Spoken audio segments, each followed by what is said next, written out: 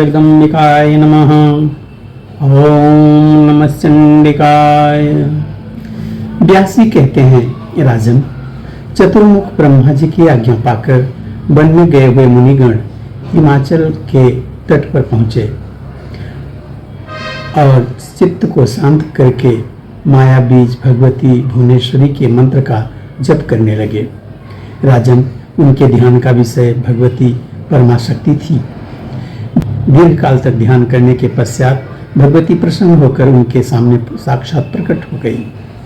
पास अंकुश, वर और अभय मुद्रा को उन्होंने अपने चारों हाथों में धारण कर रखा था। उनके 3 नेत्र शोभा बढ़ा रहे थे। करुणा के रस से वह परिपूर्ण थी। उनका विग्रह सतचित और आनंदमय था। संपूर्ण जगत को उत्पन्न करने वाली परमेश्वरी को देखकर पवित्र अंतःकरण वाले मुनि उनकी स्तुति करने लगे। देवी, तुम विश्व रूपा, वैश्वानंद रूपा, तेज रूपा और सूत्र रूपा हो। तुम्हें नमस्कार है। तुम्हारा वह दिव्य रूप है जिसमें समस्त लिंग देह ओतप्रोत होकर व्यवस्थित हैं। प्राज्ञ, अव्याकृत, प्रत्यक और परब्रह्म के स्वरूप को धारण करने वाली देवी, तुम्हें बार बार प्रणाम है। सर्वरूप और सर्वलक्ष्मी रूप में शोभा पाने वाली तुम भगवती को प्रणाम है। इस प्रकार भक्ति पूर्वक गदगद वाणी से भगवती जगदम्बा की स्तुति करके दक्ष प्रभृति पुण्यात्मा मुनिगण देवी के चरण कमलों में मस्तक झुकाए रहे। तब कोयल के समान मधुर वचन वाली देवी ने प्रसन्न होकर उनसे कहा, महाभाग मुनियों, वर मांगो। मैं सदा वर देने के लिए तैयार हूँ। ऐसा समझ लो राजेंद्र। भगवती की अमर वाणी सुनकर मुनियों ने वर मांगा। देवी, आप यह कृपा करें जिससे शंकर तथा विष्णु इन महाभाग देवताओं को अपनी शक्तियां पुनः प्राप्त हो जाए। फिर दक्ष ने प्रार्थना की, देवी अम्बे, मेरे कुल में तुम्हारा अवतार होना चाहिए जिससे मैं कृतकृत्य हो जाऊं। भगवती परमेश्वरी, तुम अपने मुख से केवल जप, ध्यान, पूजा और अपने विविध स्थानों का परिचय देने की कृपा करो। देवी ने कहा, मेरी शक्तियों का अपमान करने से ही शिव और विष्णु को ऐसी अप्रिय परिस्थिति प्राप्त हुई है। इस प्रकार शक्ति रूपा मेरा अपराध कभी नहीं करना चाहिए। अच्छा, अब मेरी किंचित कृपा से उनमें स्वस्थता, शक्ति आ जाएगी। गौरी और लक्ष्मी नामक मेरी शक्तियों का तुम्हारे एवं क्षीर सागर के यहाँ जन्म होगा। मेरी प्रेरणा करने पर वह शक्तियाँ उनके पास चली जाएंगी। मुझे सदा प्रसन्न करने वाला माया बीज ही मेरा प्रधान मंत्र है। मेरे विराट रूप का अथवा तुम्हारे सामने उपस्थित इस रूप का या सच्चिदानंदमय रूप का ध्यान करना चाहिए। मेरी पूजा करने के लिए उपयुक्त स्थान सारा जगत ही है। तुम्हें चाहिए मेरी पूजा और ध्यान में सदा संलग्न रहो। व्यास जी कहते हैं, राजन, यूं कहकर मणिद्वीप में विराजमाने वाली भगवती जगदम्बा अंतर ध्यान हो गई। दक्ष प्रभृति सभी मुनिगण ब्रह्मा जी के पास लौट आए और उनको सम्मान पूर्वक सारा समाचार बतला दिया। राजन, तब भगवान शिव और विष्णु स्वस्थ हो गए। उनको अपने अपने कार्य संपादन की शक्ति एवं योग्यता पुनः प्राप्त हो गई। महाराज, कुछ समय बीत जाने के पश्चात भगवती जगदम्बा की एक ज्योति ने दक्ष के घर अवतार धारण किया। उस समय तीनों लोकों में बधाई बजने लगी। संपूर्ण देवता प्रसन्न होकर पुष्पों की वर्षा करने लगे। राजन, स्वर्ग के देवताओं ने दुंदुभिया बजानी आरंभ कर दी। पवित्र अंतःकरण वाले साधु पुरुषों का मन प्रसन्नता से खिल उठा। नदियां निर्मल जल की धारा बहाने लगी। भगवान भास्कर शुद्ध रूप से प्रकाश फैलाने लगे। मंगलमयी भगवती के प्रकट होने पर संपूर्ण जगत मंगलमय हो गया। ब्रह्म परब्रह्म स्वरूपिणी भगवती जगदम्बा के सत्यांश होने से उन देवी का नाम सती रखा दिया गया। समय अनुसार वह सती शिव की पत्नी बनी, क्योंकि पहले भी वह उनकी शक्ति रह चुकी थी। राजन, दैव के प्रभाव से प्रभावित होकर सती ने अपने शरीर को दक्ष के यज्ञ संबंधी प्रज्वलित अग्नि में भस्म कर दिया था। जन्मेजय ने पूछा, मुने, यह बड़ा ही अप्रिय वचन आपने सुनाया। भला जिसके नाम स्मरण मात्र से मनुष्य लौकिक अग्नि के भय से मुक्त हो जाते हैं, वे कैसे परम विभूति सती अग्नि में भस्म हो गई? किस प्रतिकूल कर्म के प्रभाव से दक्ष प्रजापति के यहाँ ऐसी दुर्घटना घटी? व्यासी बोले, राजन, सती के भस्म होने का कारण सुनो। यह कथा बहुत प्राचीन है।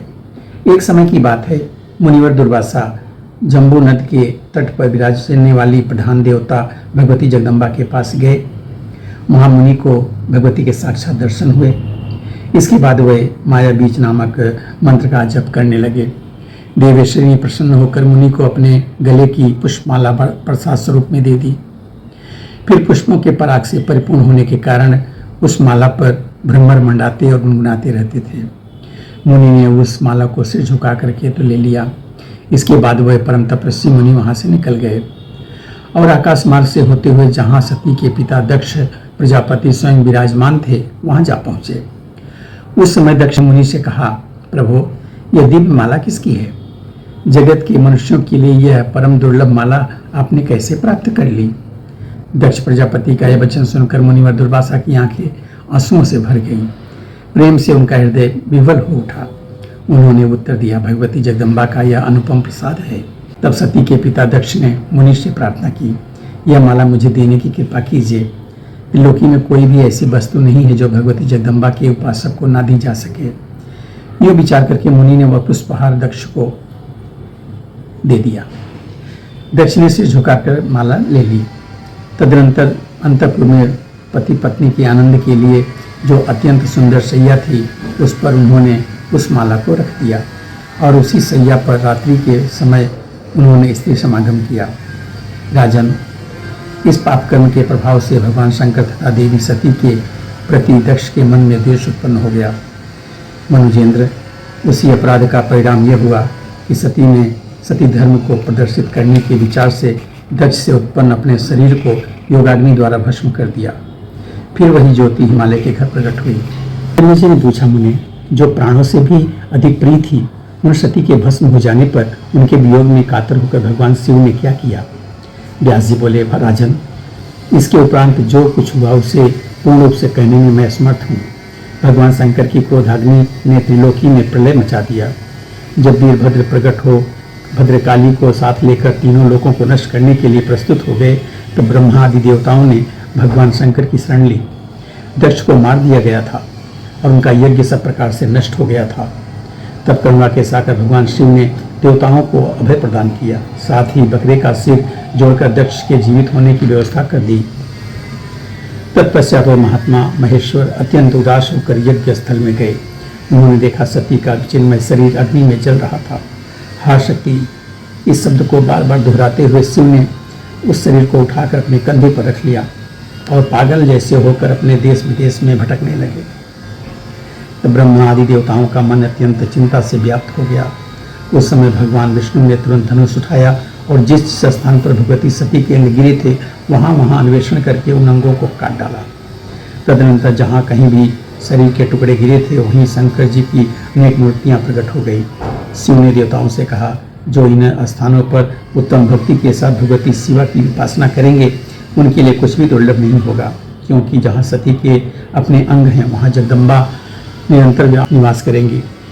इस स्थानों में रहकर जो मनुष्य पुरस्चरण करेंगे उनके मंत्र सिद्ध होने में कोई संदेह नहीं है। यह स्थान माया बीज मंत्र जप के लिए विशेष उपयोगी है। राजेंद्र इस प्रकार कहकर भगवान शंकर ने सती के विरह से अधीर हो उन स्थानों में जप, ध्यान और समाधि में संलग्न होकर समय व्यतीत किया। जन्मेजय ने पूछा, अनक, वे सिद्धपीठ स्थान कौन से हैं, कितने हैं और उनके नाम क्या हैं? मुझे बताने की कृपा कीजिए। दया सिंधु महामुने, उन स्थानों पर विराजने वाली देवियों के नाम भी कृपया बता दें जिससे मैं कृतार्थ हो सकूं। व्यास जी क्या कहते हैं ये हम अगले वीडियो में देखेंगे। तब तक के लिए बोलो सच्चे दरबार की जय।